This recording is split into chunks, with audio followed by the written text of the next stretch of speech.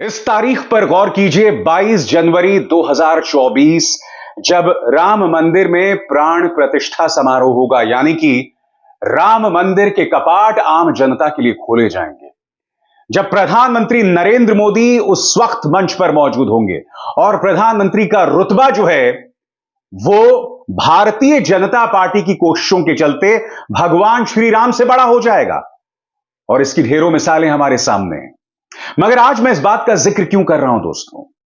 क्योंकि कहीं ना कहीं भारतीय जनता पार्टी को लग रहा है कि 2024 में लोकसभा में सत्ता को तभी हासिल किया जा सकता है जब राम मंदिर के मुद्दे को एक बार फिर भुनाया जाए। और उसके प्रमाण हम लगातार देख रहे हैं, जब भारतीय जनता पार्टी के बड़े बड़े नेता राम मंदिर का जिक्र कर रहे हैं। और यही नहीं, भगवान श्री राम मर्यादा पुरुषोत्तम है, शांति के प्रतीक हैं, मगर उनके नाम का भी इस्तेमाल भड़काऊ बयान के लिए दिया जा रहा है। इन दो चेहरों पर गौर कीजिए, देश के गृह मंत्री अमित शाह और उत्तर प्रदेश के मुख्यमंत्री योगी आदित्यनाथ। मुख्यमंत्री आदित्यनाथ ने एक भड़काऊ बयान दिया, और मैं भड़काऊ इसलिए कह रहा हूं दोस्तों, वो कह रहे हैं ना रहेगी बांस ना बजेगी बांसुरी। और ऐसा वो क्यों कह रहे हैं? वो कह रहे हैं कि मुद्दे को जड़ से ही उखाड़ दो तो वो मुद्दा ही नहीं रहेगा। कहने का अर्थ यह है, मुख्यमंत्री आदित्यनाथ यह कहते हैं कि याद कीजिए 6 दिसंबर 1992 वो ढांचा ही हमने हटा दिया था, तो उसको लेकर मांग के उठने का सवाल ही नहीं पैदा होता। निहायत ही भड़काऊ बयान इसलिए दोस्तों, क्योंकि आप जानते हैं राम मंदिर में फैसला भी आ चुका है, उसका शिलान्यास भी हो गया है। 22 जनवरी को प्राण प्रतिष्ठा होने वाली है। फिर भी इतिहास को याद करना। और हम यह ना भूलें दोस्तों कि जब 6 दिसंबर 1992 को बाबरी ढांचा गिराया गया था, तब क्या हुआ था? तब देश भर में दंगे हुए थे। और बात वहां नहीं रुकती, आडवाणी ने उसे अपने जीवन का सबसे काला दिन बताया था। वाजपेयी उसको लेकर शर्मिंदा हुए थे। तो कहने का अर्थ यह है कि जो भारतीय जनता पार्टी उस आंदोलन का नेतृत्व कर रहे थे, वो खुद उस बात को लेकर शर्मसार थे। और अब मुख्यमंत्री आदित्यनाथ उसी लम्हे को याद दिला रहे हैं। मैं सवाल पूछना चाहता हूं, अब तो राम मंदिर का उद्घाटन हो रहा है, कपाट खोले जाएंगे आम लोगों के लिए, तो फिर यह भड़काऊ बयान क्यों? सुनिए मुख्यमंत्री आदित्यनाथ क्या कह रहे हैं। जब समस्या की जड़ ही समाप्त हो जाएगी, तो देखो बीजेपी तो वही कर रही है। 6 दिसंबर 1992 को अयोध्या में ढांचे को हटा करके कर दिया था कि जब ढांचा ही नहीं रहेगा तो लोग मांग क्या करेंगे। दोस्तों यही नहीं, अभी से न्यूज चैनल्स ने राम मंदिर पर शो करने शुरू कर दिए हैं। और याद कीजिए, आज नहीं आज से कई महीनों पहले मैंने आपको बताया था कि जनवरी पूरी तरह से तमाम न्यूज चैनल्स में राम मंदिर पर चर्चा होने लगेगी। और 22 जनवरी के इर्द गिर्द आप देखिएगा, न्यूज चैनल्स पे सिर्फ और सिर्फ प्रधानमंत्री नरेंद्र मोदी छाए रहेंगे। जी हां, सिर्फ प्रधानमंत्री नरेंद्र मोदी। क्योंकि आपको याद होगा, चंपत राय जो कि राम मंदिर से जुड़े हुए हैं, उनका एक बयान आया था कि संवैधानिक पद से जुड़े लोग वहां ना पहुंचे, मुख्यमंत्री लोग वहां ना पहुंचे, यह उन्होंने कहा था। मगर अगले ही दिन उन्होंने प्रधानमंत्री को जो है निमंत्रण दे दिया था। यानी कि उस मंच पर प्रधानमंत्री बिल्कुल भी नहीं चाहते कि उनके अलावा कोई भी फोकस किसी और पर जाए। इसीलिए चंपत राय का वो बयान आया था जिसमें उन्होंने कहा था कि संवैधानिक पद पर बैठे व्यक्ति वहां ना पहुंचे, क्योंकि हम उन्हें सुरक्षा नहीं दे पाएंगे।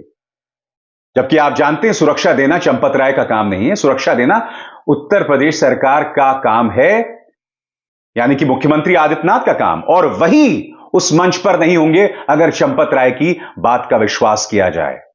मगर चंपत राय इसलिए उन्होंने यह बात कही क्योंकि कहीं ना कहीं उस मौके पर सिर्फ और सिर्फ कैमरा प्रधानमंत्री के चेहरे पर फोकस्ड हो, और उस मौके पर कोई भी श्रेय, क्रेडिट उनके साथ बांटने ना पाए।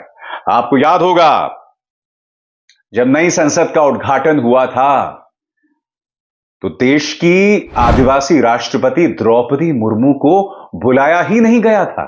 जबकि आप जानते हैं, लोकसभा और राज्यसभा की जब संयुक्त बैठक होती है तब उसे संबोधित करती हैं राष्ट्रपति, बावजूद उन्हें नहीं बुलाया गया था। क्यों?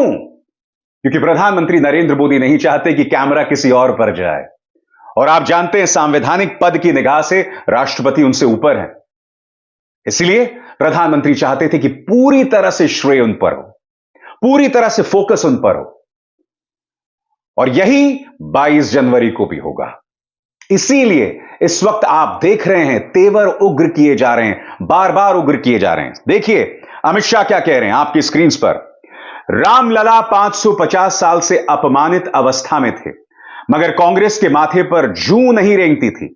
70 साल से राम मंदिर को अटकाते रहे, लटकाते रहे, भटकाते रहे, मगर आपने दूसरी बार मोदी जी को 25 की 25 सीटें दी। मोदी जी दोबारा प्रधानमंत्री बने, उसके बाद उन्होंने भूमि पूजन किया और अब 22 जनवरी 2024 को प्रभु श्री राम 550 साल के बाद अपने भव्य मंदिर में विराजेंगे। अमित शाह मेरे एक सवाल का जवाब दें, क्योंकि फैसला तो अदालत का था ना, तो फिर आप उसका श्रेय प्रधानमंत्री को क्यों दे रहे हैं? हां, मैं जानता हूं कि जो चीफ जस्टिस थे उस वक्त के, रंजन गोगोई, वो रिटायर होने के बाद तुरंत राज्यसभा चले गए थे भाजपा की मदद से। अब मैं ये नहीं कह रहा हूं कि उन्होंने जो फैसला सुनाया और भाजपा की मदद से जो वो राज्यसभा गए, उन दोनों में कोई लिंक है। मैं ऐसा बिल्कुल नहीं कह रहा हूं, ये तो आप खुद समझदार हैं। कहने का अर्थ यहां पर यह है कि एक तरफ प्रधानमंत्री को श्रेय दिया जा रहा है, दूसरी तरफ यह फैसला तो अदालत का है। दोस्तों, जाहिर सी बात है, हमें इस मुगालते में नहीं रहना चाहिए।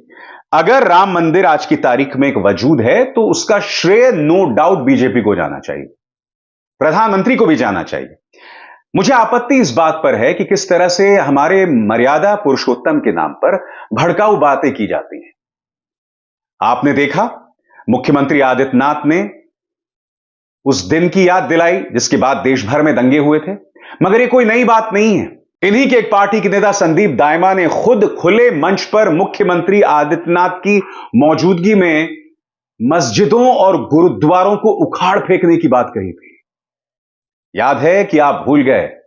सुनिए और देखिएगा कि मुख्यमंत्री आदित्यनाथ किस तरह से ताली बजाते हैं। किस तरह से इसने मस्जिदें, किस तरह से गुरुद्वारे यहां पर बनाकर छोड़ दिए, ये आगे चलकर हमारे लिए नासूर बन जाएगा। इसलिए हमारा सबका धर्म भी बनता है कि इस नासूर को यहां से उखाड़ कर फेंक देंगे और बाबा बालकनाथ जी को भारी मतों से जिताएंगे। बहुत बहुत धन्यवाद सभी को, राम राम, धन्यवाद।